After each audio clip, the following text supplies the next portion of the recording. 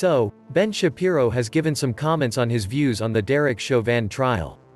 This has been an interesting watch for me, just seeing how he has a clear point of view right from the start. There is no consideration of some of the factors and fact that was presented to the jury. In many ways, one could argue that the defense lawyers were not as effective as they could have been. All the people who watched the trial agree that the prosecutors were much better at presenting their case than the defense lawyers were. Just going by those facts, it's easy to understand why a jury would come back with a conviction, but Ben doesn't see it that way. Let's see what you have to say.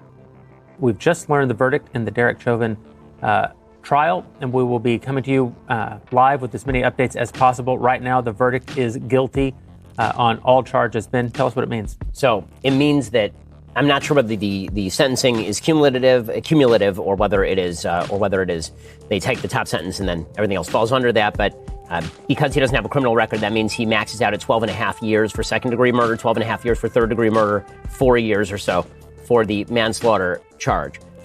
It was pretty obvious from how fast the jury came back that it was going to be guilty on all counts. As soon as they said the jury was coming back today, I immediately said to my producers and publicly that it was going to be guilty on all counts, because they were never going to acquit on all counts that quickly. If there had been an acquittal, it would have taken a while to get there. My own prediction was that if there had been any sort of real evidentiary consideration, which I frankly do not think that there probably was in this case, it was a 3-week trial. There were 10 hours of consideration. That is wildly disproportionate in a case that has this many conflicting fact patterns. That if they came back this fast, it would be a guilty verdict. I thought any jury that looked at this would probably have gone hung jury on the 2 murder charges, and then maybe convicted on the manslaughter charge. If you were going to get very aggressive, that would have been an aggressive jury. If you were not aggressive jury, you would have hung on all 3 counts. And if it had hung on all 3 counts, if it hung at all, then the judge would have instructed them to keep going back in the jury room, trying to beat it out, because the fact is that you need a unanimous verdict for either acquittal or for conviction in Minnesota. The fact that it was unanimous that quickly meant pretty clearly that it was going to be conviction on all charges coming out. We'll have to see whether people who had, spent their nights planning for rioting and looting now actually go home, or whether they go ahead and hit the local Target in celebration, presumably, of the verdict. That slight dig on people who were on the streets to express their anger about what many have viewed as murder in broad daylight is unnecessary. Perhaps some tongue-in-cheek. Good on you, Ben. But I think one thing is pretty clear. For anybody who watched this case closely, I don't know how closely you watched it, Drew or Jeremy. I know, Matt, you watched it really closely. For people who watched this case closely, there are elements here that it's very difficult to make the case, to me, that any rational jury would have, who just looked at the evidence, would have come to the conclusion that beyond a reasonable doubt, Chauvin was guilty of second or third degree murder. This just did not fulfill the elements. The third degree murder charge particularly is absurd on its face. The third degree murder charge never should have been allowed in the courtroom.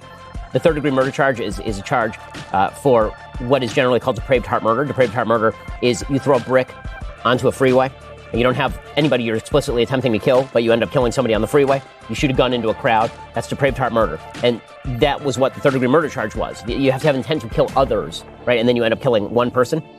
It was counted. Ben's explanation of third-degree murder isn't quite accurate. Let's look at what it actually is. Minnesota law originally defined third-degree murder solely as depraved heart murder.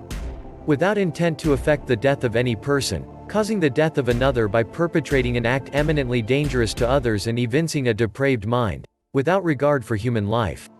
So, we could argue that Chauvin didn't have intent. He may not have intended to kill George Floyd. He certainly perpetrated an act that was eminently dangerous to others. He didn't attempt to save George Floyd's life even though he was trained to, which fits the without regard for human life. Depraved heart murder is also known as depraved indifference murder. Derek Chauvin showed indifference to Mr. Floyd's countless pleas for his life. Let's move on. Doing under these circumstances. The manslaughter one was a little bit easier to make because the charges in the manslaughter case, just have to have reckless disregard. So the prosecution can make the case that even if he didn't mean to do anything bad, it was reckless for him not to get off of Floyd. Once Floyd was already unconscious and once Floyd was dying, he should have gotten off of him, and it was reckless not to get off of him. But the fact that they convicted on all 3 counts says to me that they weren't really looking at the evidence, because, again, all 3 of those charges also rely on a simple question of causation, right? Did George Floyd actually die because Derek Chauvin was on top of him with his knee? What the defense showed repeatedly is that he did not have his knee on his neck, right? There was no physical trauma to his trachea. There There was no evidence that there had been physical trauma to his. If you watched the trial, you will have seen several people from the police department saying the opposite. The training officers made it clear that this was not part of their training or procedure. I am sure Ben would have seen this, yet he chooses to put his opinion above that of the officials. To his arteries that would have cut off the oxygen to the brain.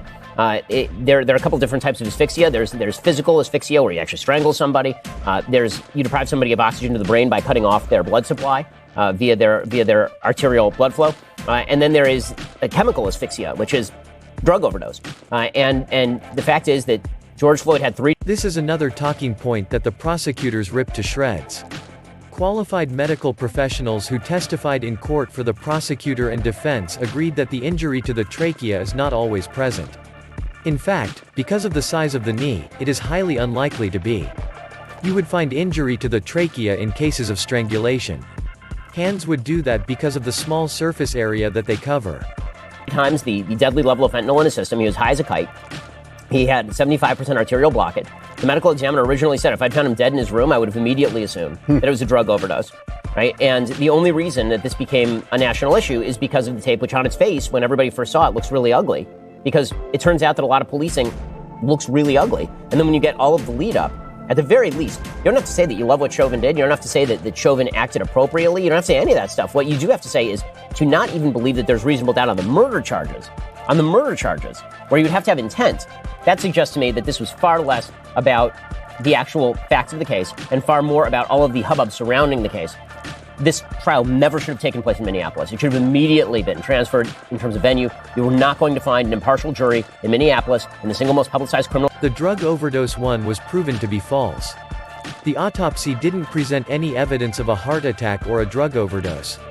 Medical professionals discussed the varying levels based on individual tolerance. You may recall that the defense tried to make a case that if the coroner had found George Floyd in his apartment alone in the absence of other factors, they would rule that drug overdose was a likely cause of death. The prosecutor used a great example to rebuttal this argument. He used Abraham Lincoln's shooting as an example. He could have died of a stroke or any other disease but was shot. Why focus on secondary factors when there is a clear factor? Toxicology reports didn't prove the drug overdose point of view. In fact, you cannot be coherent when on an overdose. George Floyd spoke to the officers, as shown on the video, until his last breath. Dr. Chauvin, the foremost expert in his field, proved this beyond a reasonable doubt. The cardiologist also supported these findings. What's telling is that the man who was brought in as an expert witness by the defense wasn't an expert in any of the fields required to reach the conclusions that he reached.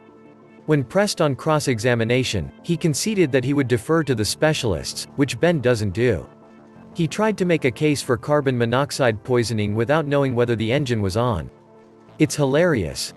In the case, this trial never should have taken place in Minneapolis. It should have immediately been transferred in terms of venue. You were not going to find an impartial jury in Minneapolis in the single most publicized criminal justice case of our lifetime, at least since Rodney King. The idea that the trial should have been moved is poorly thought out.